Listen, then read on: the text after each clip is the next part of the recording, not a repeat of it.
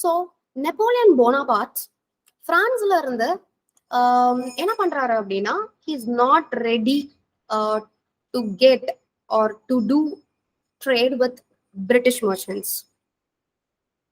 So British merchants இனி அவங்களோட products அவங்களால சேல் பண்ண முடியாது. அந்த மாதிரியான ஒரு ப்ராப்ளம்ல மாட்டிக்கிறாங்க. வேற எங்கேயாவது ட்ரேட் பண்ணலாம் அப்படின்னு சொல்லிட்டு ஏஷியன் கான்டினென்ட்டை பார்த்தா அங்க மோனோபோலி ட்ரேட் போயிட்டு இருக்கு ஈஸ்ட் இந்தியா கம்பெனியால. அப்படியே பாத்தீங்கன்னா 1857 ரைட், ஒரு பெரிய ரிபலியன் நடக்குது. அதுதான் நம்ம இந்தியன் ரெபலியன் அப்படின்னு மார்க் பண்றோம். இந்த இந்தியன் ரெபலியனோட நோக்கமே என்னன்னா, ஈஸ்ட் இந்தியா கம்பெனியோட மொத்த ஆதிக்கத்தையும் கண்ட்ரோல் பண்ணணும் அப்படிங்கிறது தான். ரைட், நிறைய இந்தியன்ஸ் இதை எதிர்க்க ஆரம்பிக்கிறாங்க. So the result is the government of India act 1858. அதாவது ஈஸ்ட் இந்தியா கம்பெனியோட மொத்த ட்ரேட் அண்ட் அவங்களோட டெரிட்டரிஸ், அவங்களோட கண்ட்ரோல்ல இருக்கக்கூடிய டெரிட்டரிஸ் எல்லாமே டைரக்டா பிரிட்டிஷ் கிரவுன் கிட்ட போகணும் அப்படிங்கிற ஒரு ஆக்ட். இந்த ஆக்டை பிரிட்டிஷ் கவர்மெண்ட் பாஸ் பண்றாங்க. ஸோ வேற வழி கிடையாது, ஈஸ்ட் இந்தியா கம்பெனி அவங்களோட பார்ல இருக்கக்கூடிய எல்லா டெரிட்டரிஸையுமே இப்போ பிரிட்டிஷ் கவர்மெண்ட் கீழே கொண்டு வந்துடுறாங்க. So now India become British Raj. So இப்படிதான் இந்தியா பிரிட்டிஷோட கட்டுப்பாட்டுக்குள்ள வந்தது. ஓகே, இப்ப இவ்வளவு நேரம் கதை சொல்லியிருக்கேன். இதுக்கும் இங்கிலீஷ் இன் இந்தியாவுக்கும் என்ன சம்பந்தம் அப்படின்னு கேக்குறீங்களா? கட்டாயம் சம்பந்தம் இருக்கு. ரீசன் என்னன்னா, நம்மள ஆள ஆரம்பிச்சுட்டாங்க அண்ட் கட்டாயம் நம்ம கிட்ட இருக்கக்கூடிய ரிசோர்சஸ் அவங்க எடுத்தாகணும் அண்ட் அவங்களோட டாமினேஷனை இன்னமும் ஸ்ட்ரென்தன் பண்ணணும். அப்ப என்ன தேவைப்படுது? நம்மளோட மொழிய உடைக்கணும் அப்படின்னு முடிவு பண்றாங்க. அதை எப்படி உடைக்க முடியும்? பீப்புளோட யூனிட்டிய டிசாம்பிள் பண்றது மூலமா. அதுக்காகவே அவங்க என்ன பண்றாங்கன்னா, அவங்களோட லாங்குவேஜ நம்ம இந்தியால இன்ட்ரடியூஸ் பண்றாங்க. நிறைய ஸ்கூல்ஸ் ஸ்டார்ட் பண்றாங்க, மிஷனரி ஸ்கூல்ஸ் வர ஆரம்பிக்குது. இந்த மிஷனரி ஸ்கூல் மூலமா இங்கிலீஷ டீச் பண்றாங்க. என்ன ஒரு எக்ஸ்கியூஸ் சொல்லிக்கிறாங்க அப்படின்னா, இங்கிலீஷ் தெரிஞ்சா மட்டும்தான் இந்தியன் பீப்புள் வெஸ்டர்னைசேஷன் ஆவாங்க, மாடர்ன் ஆவாங்க. ஏன்னா இந்தியன் பீப்புள் வேர் அன்சிவிலைஸ்ட் அப்படின்னு சொல்றாங்க. Indian people were uncivilised. At the same time English will helpful for them to overcome their superstitious beliefs. These are all the excuse they have given.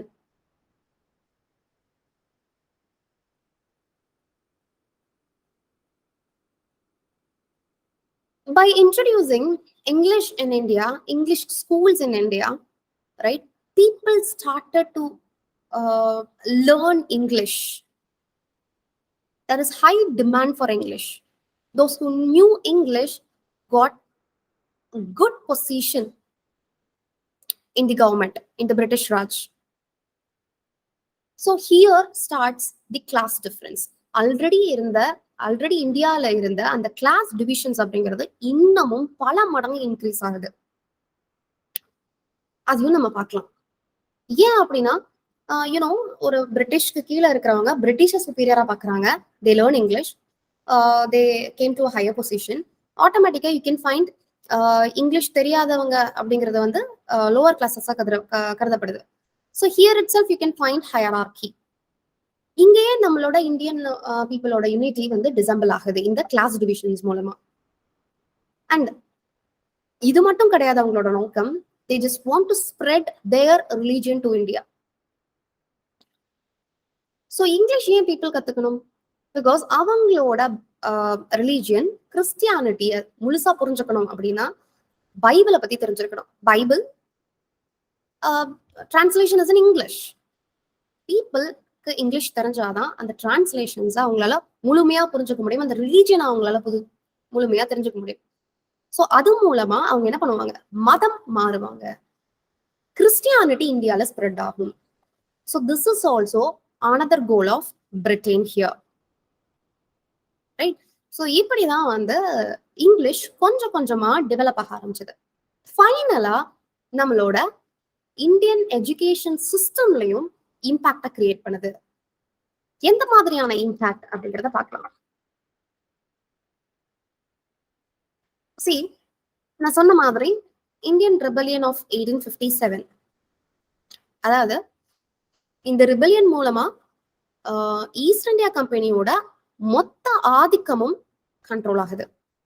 Right, east India கம்பெனிக்கு கீழே இருக்கக்கூடிய territories எல்லாமே டைரக்டா British கிரவுனுக்கு கீழே போகுது. இதை நம்மளால பார்க்க முடியுது. இந்த விஷயங்கள்லாம் அந்த கவர்மெண்ட் ஆஃப் இந்தியா 1858, ரைட், இதெல்லாம் நடக்கிறதுக்கு முன்னாடியே எஜுகேஷன் சிஸ்டம் பத்தி, இந்தியால எஜுகேஷன் சிஸ்டம் எப்படி இருக்கணும் அப்படிங்கறத பத்தி பேச ஆரம்பிச்சாச்சு. யாரு பேசுறாங்கிறத பார்க்கலாம். Charles Grant, he's a director of east India company, right, and அவர் தான் இங்கிலீஷ ஃபர்ஸ்ட் இந்தியால இன்ட்ரடியூஸ் பண்ணணும் அப்படின்னு ப்ரொபோஸ் பண்ண ஒரு ஆள். அது மட்டும் கிடையாது, இவர் தான் ஒரு சாக்கு சொல்றாரு. என்ன, அதாவது பீப்புளுக்கு நிறைய சூப்பர்ஸ்டிஷியஸ் பிலீவ்ஸ் இருக்கு இந்தியன் பீப்புளுக்கு. இங்கிலீஷ் அப்படிங்கிற அவங்களோட லாங்குவேஜ் இன்ட்ரடியூஸ் பண்றது மூலமா அந்த சூப்பர்ஸ்டிஷியஸ் பிலீவ்ஸ்ல இருந்து பீப்புள் வெளியில வருவாங்க அப்படிங்கிற ஒரு தாட்டை சொல்றாரு. Right, so by introducing English people can change socially, morally and culturally அப்படிங்கிற மாதிரி சொல்றாரு. பட் ஒரு விஷயம் என்ன அப்படின்னா, ஒரு லாங்குவேஜ் வந்து நான் நேட்டிவ் லாங்குவேஜ் உள்ள வர பட்சத்துல அங்க இருக்கக்கூடிய நேட்டிவ் லாங்குவேஜோட மதிப்பு அப்படிங்கிறது டீக்ரேட் ஆக ஆரம்பிக்கும். ஒரு லாங்குவேஜ் அழியுது அப்படின்னா அது அந்த லாங்குவேஜ்க்கு மட்டும் முக்கியமானது கிடையாது. லாங்குவேஜ் அப்படிங்கிறது நம்மளோட கல்ச்சர், நம்மளோட ஹெரிட்டேஜ், அதையும் நம்ம அந்த இடத்துல இழக்கிறோம் அப்படிங்கிறது ரொம்ப ரொம்ப முக்கியம். இது இப்ப பிரசன்ட் சினாரியோமா பொருந்தும். Right, okay. இங்கிலீஷை ஃபர்ஸ்ட் இன்ட்ரடியூஸ் பண்ணதும் அதை எப்படி ரெப்ரசென்ட் பண்றாங்கன்னா கிறிஸ்டியன் டங் அப்படின்னு ரெப்ரசென்ட் பண்றாங்க. ஆல்ரெடி நான் சொன்ன பாயிண்ட், இங்கிலீஷை இன்ட்ரடியூஸ் பண்றது மூலமா அவங்களோட ரிலீஜியனை ஸ்ப்ரெட் பண்ணணும்னு நினைக்கிறாங்க. Not only in India, all over the globe, அவங்களோட கண்ட்ரோல்ல இருக்கக்கூடிய எல்லா கண்ட்ரிலையுமே English should be a dominant one அப்படின்னு திங்க் பண்றாங்க. நவ் நம்ம பார்த்த சார்ல்ஸ் கிராண்ட் அவரோட கமிஷன் பத்தி பார்க்கலாம். So as I told you, he's the first person to address the English education in India. So he's the one who formulates Charter Act 1813. Here is important. ஒரு act நீங்க படிக்கிறீங்கன்னா, ஒரு commissions நீங்க படிக்கிறீங்கன்னா, அந்த act எப்போ propose பண்ணாங்க, அதை amend பண்ணும் போது யாரு கவர்னர் ஜெனரலா இருந்தா, அதுக்கு கீழே இருக்கக்கூடிய முக்கியமான அமெண்ட்மெண்ட்ஸ், ஆர்குமெண்ட்ஸ் என்னலாம் அப்படிங்கறத நீங்க படிக்கணும். ஸோ இப்ப சார்ட்டர் ஆக்ட் 1813 இத ஈஸ்ட் இந்தியா கம்பெனியோட பாரப்பம் தான் கொண்டு வராங்க. இத என்னன்னு சொல்றாங்கன்னு பாருங்க, it's a rule book of east India company அப்படின்னு சொல்றாங்க. ஸோ இந்த ஆக்ட் மூலமா இங்கிலீஷ் இன்னும் ஃபர்தரா டெவலப் ஆகிறதுக்கு ஹெல்ப்ஃபுல்லா இருக்குது இந்தியால. சார்ட்டர் ஆக்ட் ப்ரொபோஸ் பண்ணும் போது, பாஸ் பண்ணும் போது இந்தியாவோட கவர்னர் ஜெனரலா இருந்தது Lord டால்ஹவுசி. Charter Act is also called as East India Company Act 1813. இந்த ஆக்ட்ல என்ன பண்றாங்க அப்படின்னா, ஈஸ்ட் இந்தியா கம்பெனிக்கு மாசம் ஒரு 1 lakh அலோகேட் பண்றாங்க. இது மூலமா இந்தியன் பீப்புள் இங்கிலீஷ் அப்படிங்கிற லாங்குவேஜ கொண்டு போய் சேர்க்கணும் அப்படிங்கிறது தான் இந்த ஆக்டோட டிமாண்ட். ஸோ இந்த ஆக்ட் ப்ரொபோஸ் பண்ணதுக்கு அப்புறம் தான் நிறைய மிஷனரிஸ் உள்ள வர ஆரம்பிக்கிறாங்க, மத பரப்பாளர்கள்னு சொல்லுவோம் இல்லையா. So to promote Christianity, many missionaries they entered India, and at the same time, so many missionary schools been started. Around 60 missionary institutions were opened in India between 1814 to 1840. அவங்களோட தாட் பாருங்க, charter ஆக்டோட முக்கியமான கோல் என்னவா தான் இருக்கு? New language, new culture, new religion. New லாங்குவேஜ்னா இது English, new culture western culture, new religion Christianity. ஒரு culture மாறும் போது நமக்கான ஐடென்டிட்டியை இழக்கிறோம் அப்படிங்கிறது ஒவ்வொரு இந்தியனும் தெரிஞ்சுக்க வேண்டிய ஒரு விஷயம். நான் பிகினிங்ல சொன்ன மாதிரி 19,500 இந்தியன் லாங்குவேஜஸ் இருக்கு நம்ம இந்தியால. இது வந்து 2010ஓட சென்சஸ். அதுல மேஜர் லாங்குவேஜஸ் அப்படின்னு 121 சென்சஸ் சொல்றாங்க, 121 லாங்குவேஜஸ் சொல்றாங்க. அப்படியே ஒரு 10 வருஷத்துக்கு முன்னாடி போங்களேன், 2001ல 122 மேஜர் லாங்குவேஜஸ் இருந்தது அப்படின்னு சொல்றாங்க. ஓவர் 10 இயர்ஸ்ல நீங்க பாத்தீங்கன்னா 121 ஒரு லாங்குவேஜ் காணாமலே போயிருக்கு. அதாவது மேஜர் லாங்குவேஜ்ல இல்லாமலே போயிருக்கு. ஸோ அதிகமா யூஸ் பண்ணாத லாங்குவேஜஸ் கட்டாயம் கொஞ்ச காலகட்டத்தில் it will be dead. That is the present scenario. So ஒரு லாங்குவேஜ் நம்ம இழக்கிறோம் அப்படின்னா நம்மளோட கல்ச்சர் அங்க போகுது, அங்க நம்மளோட கல்ச்சரல் நம்மளோட ஹெரிட்டேஜ் எல்லாமே இறந்து போகுது அப்படிங்கிறது அசைக்க முடியாத உண்மை. Okay, will go to the next. Yes, so இப்போ சார்ட்டர் ஆக்ட் ப்ரப்போஸ் பண்ணியாச்சு. இங்கிலீஷ் எஜுகேஷனுக்காக நிறைய ஸ்கூல்ஸ் ஸ்டார்ட் பண்ண ஆரம்பிச்சிட்டாங்க. இப்போ பீப்புளோட மைண்ட் செட் எப்படி இருக்கும்? ஓகே, நம்ம காலனைஸ் ஆயிட்டோம், இப்போ மணி ஏர்ன் பண்ணணும். To earn money we need a job. To get a good job we must know English. So you can find heavy demand for English education. So first English newspaper in India is Bengal Gazette. இப்படி ஒரு கதை போயிட்டு இருக்கும் போதே there were two different groups called Anglicist and Orientalist. Anglicist யாரு அப்படின்னு பாத்தீங்கன்னா, அதாவது இங்கிலீஷ் எஜுகேஷனுக்கு சப்போர்ட் பண்றவங்க, அவங்கள ஆங்கிலிசிஸ்ட் அப்படின்னு சொல்றோம். ஓரியன்டலிஸ்ட் யாரு அப்படின்னா, இங்கிலீஷ் அதாவது இந்தியன் லாங்குவேஜ் அண்ட் இந்தியன் லாங்குவேஜஸ்க்கு ப்ரிஃபரன்ஸ் கொடுக்கறது தான் ஓரியன்டலிஸ்ட் அப்படின்னு சொல்றோம். இந்த ஆங்கிலிசிஸ்ட் கீழே யார் வரான்னு பாருங்க, ஃபாதர் ஆஃப் மாடர்ன் இந்தியான்னு சொல்லப்படக்கூடிய ராஜாராம் மோகன் ராய். என்னதான் he was an Indian, he supported for English education in India. He doesn't want westernization, he need modernization in India. அதை நம்ம புரிஞ்சுக்கணும். Modernization, what is that? நம்மளோட education system, medieval education system எடுத்து பார்த்தீங்கன்னா, we learned philosophy, we learned Mahabharat, we learned Ramayana. So இந்த மாதிரி இதிகாசங்களும் நிறைய பிலாசபிஸும் நம்ம ரீட் பண்ணிட்டு இருக்கோம். So people should develop scientific temperament அப்படிங்கிறது தான் ராஜா ராமமோகன் ராயோட ஒரு வாதம். So that he supported for English education in India. On the other hand, Orientalist பாருங்க, விளக்கரன் Warren Hastings, who is lover of Persian and Sanskrit language. He translated Mahabharata actually, right? Or English meant he translated Mahabharata. He glorified our philosophies, our myths, our languages. Okay, you should know about this also. Okay, the next important thing, role of these two in spreading English education in India. What is their role? That is Lord William Bentinck and Lord Macaulay. இவங்க ரெண்டு பேரோட role என்ன அப்படிங்கிறத பார்க்கலாம். Lord மெக்காலேனாலே அவரோட minutes ஞாபகம் வந்துடும். Macaulay's minutes 1835. Net question, 2 February 1835ல இதை ப்ரொபோஸ் பண்ணிருப்பாங்க. Let me see what is their role. William Bentinck, he was actually a friend of Charles Grant. நம்ம பார்த்தோம் இல்லையா, first person to address English education in India அப்படின்னு சொல்லிட்டு. So William Bentinck is the friend of Charles Grant. So he is writing a letter to a commission, right? It recommends, the letter recommends, or he recommends English as a language for education. Not only for education, but also it should occupy its position in government departments, right? அந்த காலத்துல பாத்தீங்கன்னா Persian languages வந்து கவர்மெண்ட்ல use பண்ணிட்டு இருந்தாங்க. So அதையும் எடுத்துட்டு அதையும் என்னவா மாத்தணுமா, இங்கிலீஷா மாத்தணும். So this recommends made English status erased. Now, Macaulay minutes தான் நம்ம English Education Act of 1835 அப்படின்னு சொல்றோம்.